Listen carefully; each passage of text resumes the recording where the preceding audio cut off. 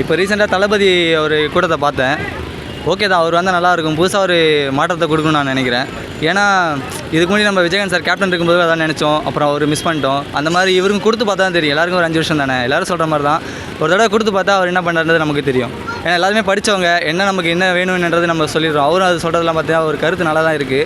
அதே நம்ம அவருக்கு போட்டு கொஞ்சம் ஒரு முயற்சி வாய்ப்பு கொடுத்தாங்கன்னா நல்லாயிருக்கும்னு நான் நினைக்கிறேன். அவர் வந்து கண்டிப்பாக பண்ணுறாரோ பண்ணலையோ, அவரால் என்ன முடியுமோ அதை செய்வார்னு நான் நினைக்கிறேன். ஒரு கூத்தாடி அரசியல் வரத்தான்னு கேட்குறாங்க. அது வரலாமே. ஒரு நாலேஜ் உள்ள பர்சன் எங்கே இருந்தாலுமே எந்த ஃபீல்டு சூஸ் பண்ணாலும் அது கரெக்டாக தான் அமைன்ற என்னுடைய கருத்து. அது மக்களுக்கு எப்படி புரியுதுன்றது தெரில. ஒரு தடவை கொடுத்து பாருங்கள், அவ்வளோதான் நான் சொல்லுவேன். ஏன் அந்த ஒரு முறை சீமான் கொடுக்கலாம்னு நிறைய பேர் சொல்கிறாங்க. இல்லை, அவரும் பண்ணிட்டு தான் இருக்காரு, நல்லா தான் பேசுகிறாரு. இருந்தாலும் அவருக்கும் ஒரு வாய்ப்பு கொடுத்துருக்கலாம், கொடுத்து பார்க்க மாட்டாங்க. போன வாட்டியும் அவர் ரொம்ப எஃபர்ட் போட்டிருந்தார், மழையெல்லாம் போனார் வந்தார். இந்த வாட்டி இவர் வந்தோடனே அவர் கொஞ்சம் இதாக பேசினார். அது கொஞ்சம் போயிட்டு தான் இருக்குது பிரச்சனைலாம். யாரையும் இது பண்ணி பேசாதீங்க. ஏன்னா அவங்க ஸ்டைலில் தான் பண்ணுவாங்க. எல்லாருக்குமே வாய்ப்பு கொடுத்து பாருங்கள். இப்போ எனக்கு வந்து தளபதி பிடிக்கும் அப்படின்றதுலாம் இல்லாமல் எல்லார் படத்தையும் நான் பார்க்குறேன்ல, அந்த மாதிரி ஒருத்தங்களை வாய்ப்பு கொடுத்து பாருங்கள், அவ்வளோதான்.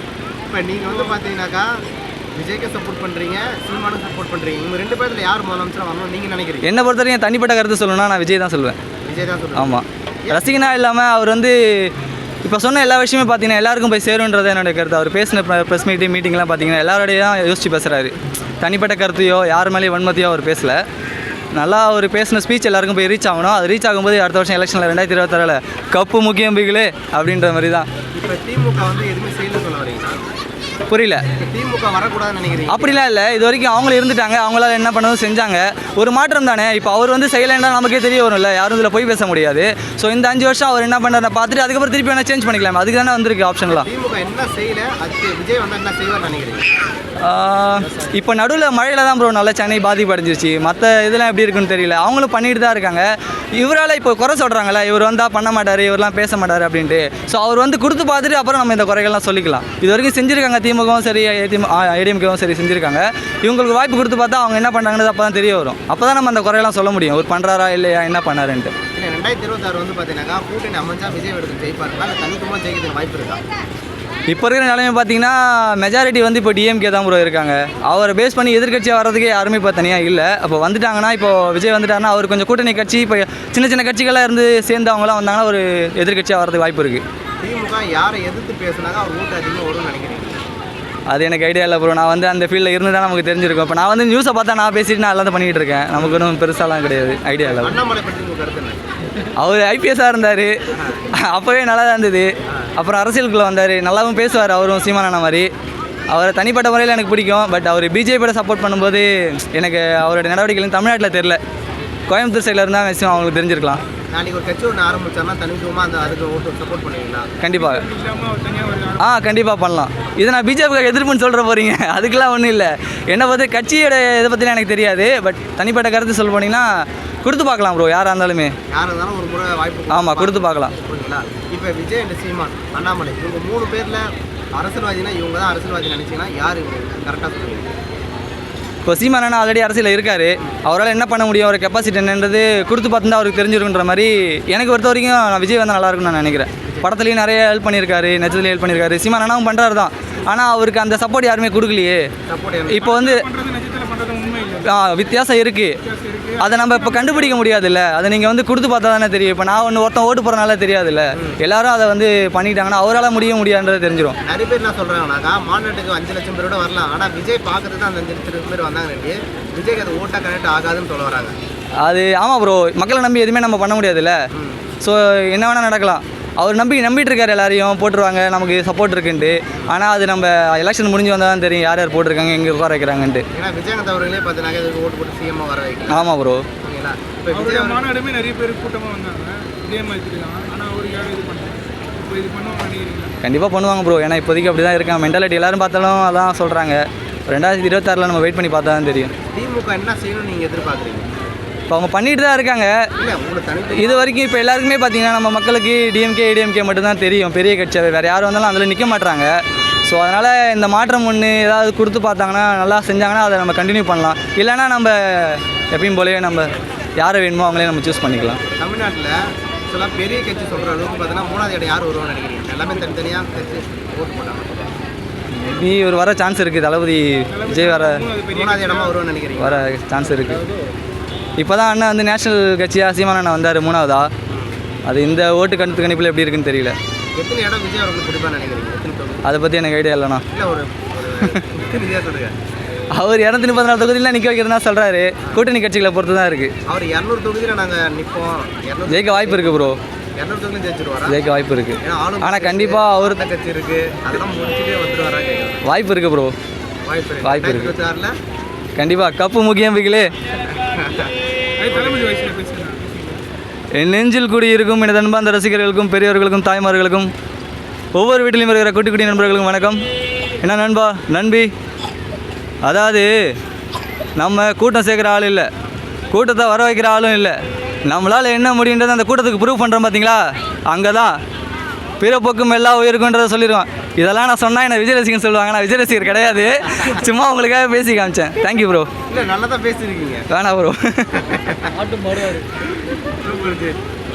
சீமான் தான் போட்டுருவாங்க. எதனால சீமான் போட்டு இப்போ உதாரணத்துக்கு சொல்லணும்னா, இப்போ கரூரில் வந்து ஒரு 41 பேர் இறந்து போனாங்க. அப்போ வந்து விஜய் வந்து மக்களுக்காண்டி நிற்கவே கிடையாது சுத்தமாக.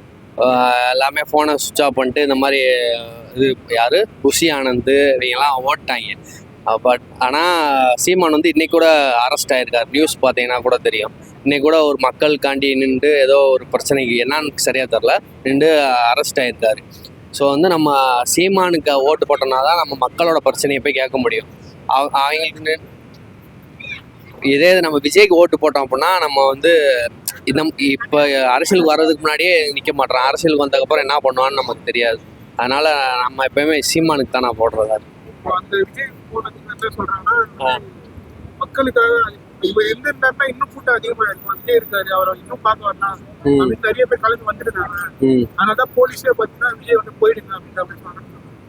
அது வந்து மக்களுக்காக தான் அப்படிங்கிற மாதிரி சொல்றாங்க. சரி, ஓகேண்ணா, நீங்கள் சொல்கிறது ஓகே தான். ஆனால் பட்டு ஒரு ஹாஸ்பிட்டலில் வந்து அட்மிட் பண்ணக்கப்புறம் அங்கேனாலும் போய் பார்த்துருக்கலாம். ஆனால் அதுவும் கூட டிவிகே தரப்புலேருந்து எதுவுமே போகல. அது ரொம்ப வருத்தத்தை உண்டு பண்ணிச்சு. அந்த விஷயம் வந்து ஹாஸ்பிட்டலில் போய் பார்த்துருக்கலாம், இல்லை வேறு ஏதாவது இது பண்ணியிருக்கலாம். ஆனால் ஹாஸ்பிட்டலில் கூட பார்க்கல. அவங்கள நேரடியாக அவரோட இடத்துக்கு கூப்பிட்டு வச்சு விசாரிக்கிறாங்க. அது எந்த விதத்தில் நல்லதாக இருக்குன்னு தெரியலண்ணா.